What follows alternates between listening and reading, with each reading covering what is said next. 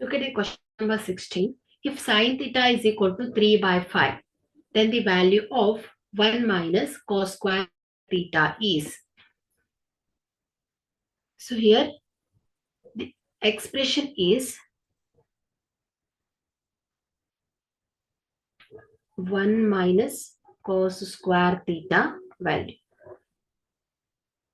So here the fundamental trigonometric identity sine square theta plus cos square theta is equal to 1.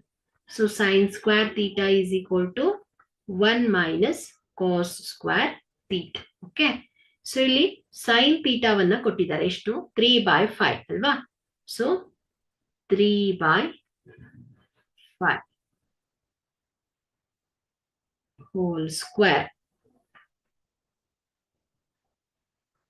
So ಇದೇನಾಗುತ್ತೆ 3 square divided by 5 square. So this is equal to 9 divided by 25.